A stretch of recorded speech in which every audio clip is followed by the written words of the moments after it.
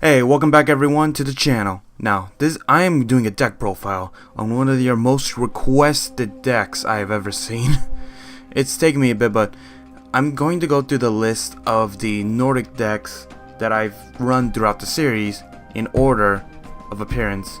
Now, this is going to be the original one right here, which is the original version, the clean Nordic deck that has little to nothing else besides Nordics, excluding the extra deck, of course. But here we have Fenrir. Fenrir is a level 10 monster that's supposed to be comboed with this one, Jormungandr. This guy, can only be special summoned during the main phase 2 if there is an Asia monster on my side of the field. Now you might be thinking, why would you want this guy on your opponent's side of the field, especially since he's stronger than Thor? Well, the reason is, when he's on your opponent's side of the field, he he changes all the defense position monsters to attack mode, and while he's face up, any battle damage he inflicts to me while he controls this card, he takes as well. So this could be a self-forced self-KO. So it's a very good combo, and the reason he's supposed to be paired up with this one is, if this card is on your opponent's side of the field in defense position, if an Asian monster is not on the field, destroy it. Meaning if Fenrir destroys Thor, then he will self-detonate and he will go to the grave, causing the owner, which is my opponent, to take 3,000 points of damage. These two coupled together can potentially end the opponent very quickly. It's hard to pull off the combo, but when it does, it works. Next we have Sarftov of the Nordic Alfair. He's pretty simple. He's a level 5 tuner, which is a little weird, but he works when he works. When he's normal summon, I can target a Nordic monster in my graveyard, add it back to my hand. You've seen him. I normally like to pair him with the Verge, but we'll go over him when we get to him. Tyr of the Nordic Champions. You already know him. He's one of my highest level 4 monsters. He is very strong, but he does have a self-destructive effect that if I control no other Nordic monsters, he self-destroys himself. So I need to make sure that I bring him out at the right times, or else I am just going to be wasting a normal summon just for him. Next you have the heart of the deck, Goldfax, the card that is necessary to bring out Thor. Goldfax is a level 4 tuner that normally couples with the goats, but the thing about him is, if my opponent controls a synchro monster, I can special summon him. So it's very good to have this out, especially if my opponent's behind. I can use him coupled with another monster I can normal summon still, just to make sure I get out either Thor or another monster. Next we have Lysov of the Nordic Alfair. Now, Lysov is a unique card in the fact that when he's summoned, or normal summoned I should say, I can target one other monster I control, whether it's high or low, as long as I have another monster that matches or is lower than the monster that was targeted. Normally I do this with Thor or something. I can special summon that monster. Normally when that happens, I can either do another Goldfax, maybe a Vanidus or something, just to pull off a combo that will allow me to synchro summon during that turn, or even overlay, depending on the situation. Next we have Vanidus of the Nordic Ascent. This one's unique because this one can count towards any Nordic tuner specifically. Now you might notice it says Nordic Ascent, meaning she's supposed to be only for Odin, but she can also work for Thor because she can change herself to any of the 3 for the synchro. Normally I want to use Goldfax because he normally goes with Thor's secondary effect, which is the self-revival, but we'll go over that later. But the other thing about her is, I can change her level depending on the monster I choose to send from my deck to the graveyard to activate it. So potentially I can set up different plays by changing her level. Unfortunately, she does have one drawback, that when she uses this effect, she can only synchro with other Nordic monsters. Luckily in this deck, there's only Nordic monsters, so that doesn't come to bite me in any way, at least for now. Now, Garm of the Nordic Beasts. Garm is he's a very defensive monster in the fact that if I set him turn 1, I can make sure that if my opponent runs into him with a level 4 below monster and it doesn't kill Garm, it will send that card right back to the hand, making him waste a normal summon for the turn, potentially leading me to either synchro or just attack directly with another monster. Different kind of plays. It's a very good card for defensive plays. Next we have Trashganir of the Nordic Beasts. Now, Trashganir is a unique one in the fact that if he's destroyed, I can special summon 2 level 3 tokens to the field. Normally when that happens, I'll have some kind of Goldfax, Vanitas, or hopefully something that will allow me to go straight into the main monster, Thor. Next, I have Trashganir of the Nordic Beasts. This one's one of the key cards for the deck, as when he's set or in different defense position, when he switched from that to attack mode, I can special summon 1 Nordic Beast from my deck onto the field. Now that could be Garm, Trashganir, or Goldfax. Normally I go for a Goldfax, but if I already have a Goldfax, then I'll go for Trashganir. This normally lets me set up for a God Summon, which is this is one of the strongest cards in the deck to get these cards out, and I'm very grateful that the deck has this kind of support for it. Next we have Murmur of the Nordic Ascent.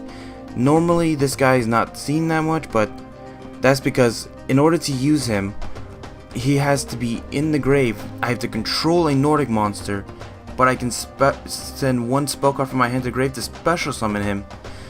This can be very good for certain reasons, such as maybe I need the level 2 in order to bring out Thor or Odin or any of them later on, but right now he is mainly a stall card for when I need him.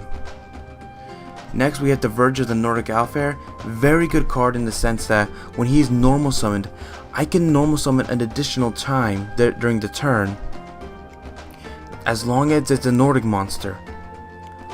And normally I couple this with Sarvatarf, because when I tribute him with Sarvatarf, whenever he's sent to the grave, I can bring back 1 Nordic relic, which is the trap cards down here, from my graveyard back to my hand. And coupled with Sarvatarf, I can bring back a Nordic monster that's in the grave as well. So potentially, I have a +2 with a... Well, it's kind of like an even play. Plus, I use 2 cards to get a +2 card, but potentially those cards can either turn around the duel or put me in a very strong position. Now we got some generic cards.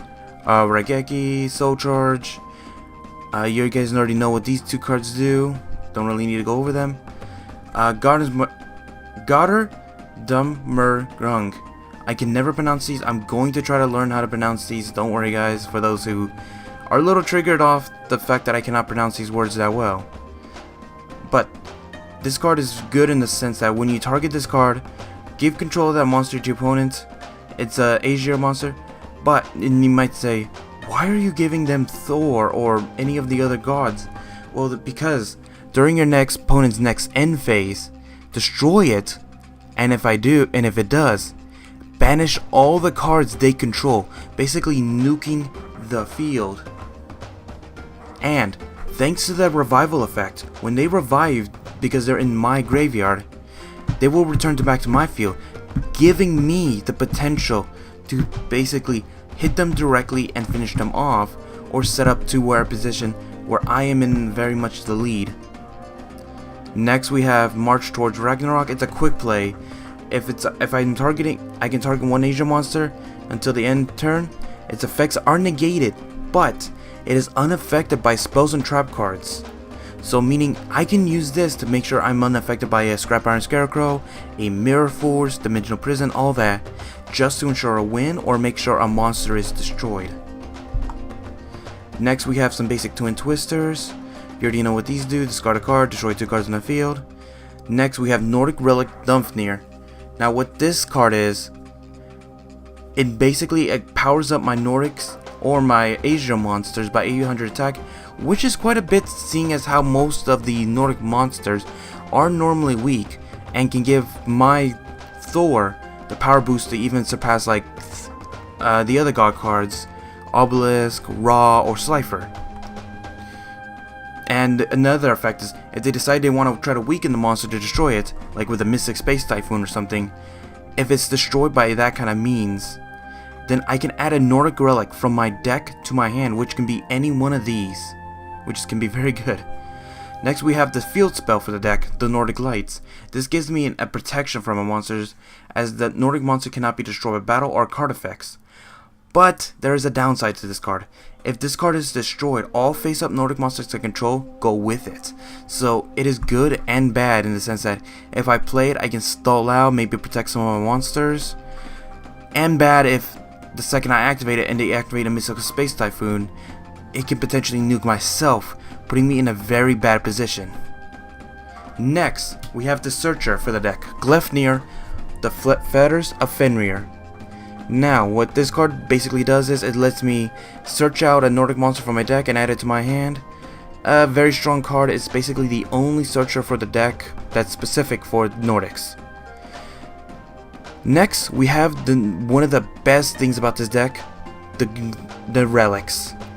Now, Gungear is one of my favorite ones to use as a sense of I banish a Nordic or an Asian monster from the field as cost to destroy one card on the field, and during my second end phase I can bring back the monster, basically negating the cost I originally used to activate this card. Next, it's just a bottomless trap hole, good card, make sure I have some kind of advantage or make sure I slow down my opponent. Next, I have Nordic Relic Breskanim, man. I'm gonna try to learn these names, I promise, folks. Basically, I target one card on the field and target one card my opponent controls, making sure that the opponent's monster is destroyed. I make the attack points match each other. Now, if I couple this with the Nordic Lights, I can assure that the monster is the only one destroyed in this. It's a very good combo. Don't get to use that much, but when it does hurt the opponent quite a bit. Trust me on that. Next, we have one of my other favorite Nordic relics, Nordic Relic Majinord. Now, what this does is I target one Nordic or Asian monster I control. Its attack and defense points become double until the end phase. It cannot attack the opponent directly, which is kind of meh, but it does make sure that I can kill any monster on the field, especially if it's Thor. So, potentially, I can make very big plays with this. And I love this card. Next, we have Nordic Relic Leviathan, one of the other really good Nordic relics. Basically, if my opponent's monster has destroyed one of mine this turn, I can activate this, destroy it, and the best part is, other card effects cannot be activated in response to this card's effect, meaning my opponent cannot do anything about it, not even negate it.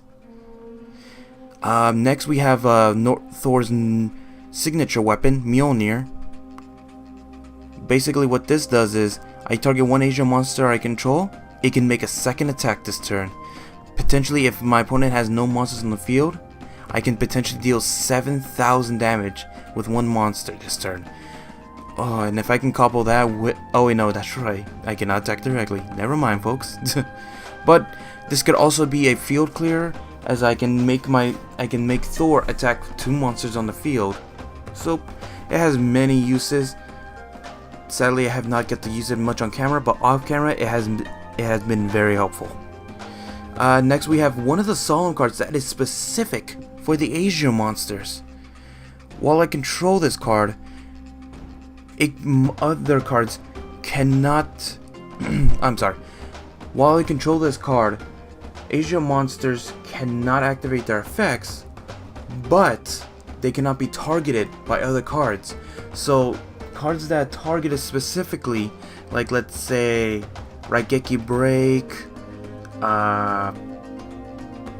any kind of spell or trap card that target it, even monster effects, cannot target Asian monsters. Unfortunately, that does work for myself, so I cannot use like Mjolnir or Mazignord or Breskanimin, but it does give my monster some solid protection. Next we have a Solemn Strike. You already know what this card does. Negate is summoned by paying 1500, and Solemn Warning, which does the basic as well with just paying 2000. Next we're going to get into the extra deck, the heart of this deck, Thor, Lord of the Aegir. Now the Nordic gods have their specific effects in that they can only be special summoned by using their unique tuners, such as the Nordic Beast, which is Goldfax.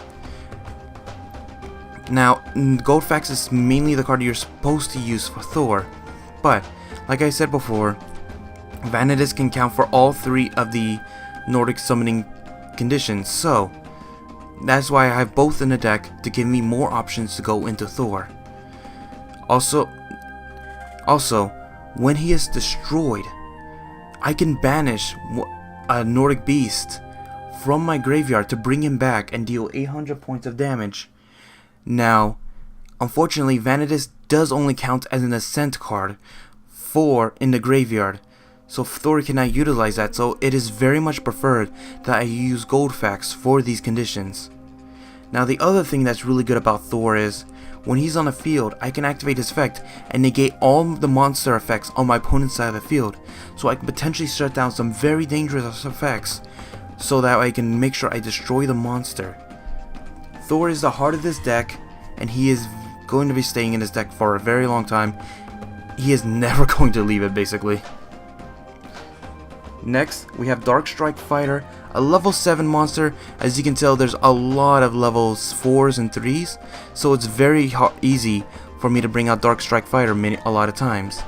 Now, the reason I like this guy is he can use any other monster on the field as cannon fodder and deal my opponent life points equal to the level of the monster times 200. So, I could potentially use this guy to finish off my opponent who's like on the little speck of life points, or maybe use Thor and deal him 2000 worth of damage, as you saw in one of the roleplay duels actually, now I remember. He's very good, he's a very strong monster, and he's probably going to be in this deck for a long time. Voltic Bicorn. Now, you might be wondering, why not be using the other ones? Well, I kind of find this one guy a little bit better for my deck, in the sense that if he's destroyed by card effect or by battle, I can send the top, me and my opponent both send the 7 top cards of our decks to the grave. I can utilize my graveyard pretty well with this deck, while my opponent, I do not know if they can, so it can be hit or miss if I'm helping my opponents, or if I'm hurting them. So I don't bring him out that often, but when I do, he's a pretty solid card to be using. Vulcan the Define. He just fits to the whole god complex with its deck. When he's summoned, I can target one face-up card on the field, normally it's himself, sadly enough, and send him and a targeted monster or card on my opponent's side of the field back to their deck.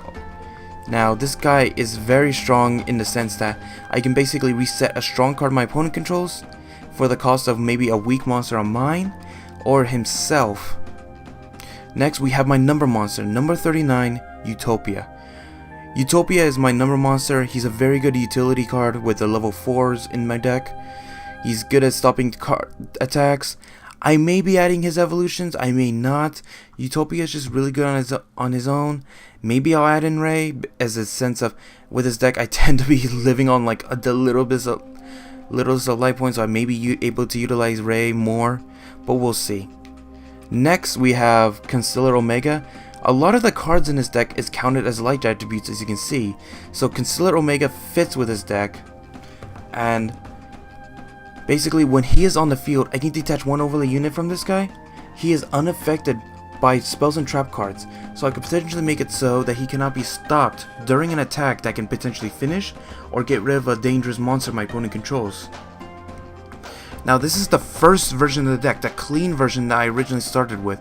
As you guys saw in the roleplay, it wasn't always consistent, because as it sadly is, the Nordic cards are not that strong on their own specifically. But I found different ways. I've found other people's builds on this deck.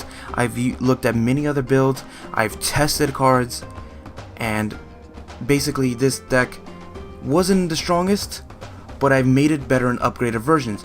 Now if you guys want me to make the other versions of the deck's profiles, tell me in comments below that you want to see them, and I'll make the videos. I'll maybe combine the two because the next version of the deck isn't that much different, but it does add some of the support I made specifically for this deck to make it speeded up. Now, I do hope that you guys did enjoy this, and I really do hope that you guys will continue watching my videos, continue watching the roleplays, and I do hope that you guys will join me for the next one. See ya, folks.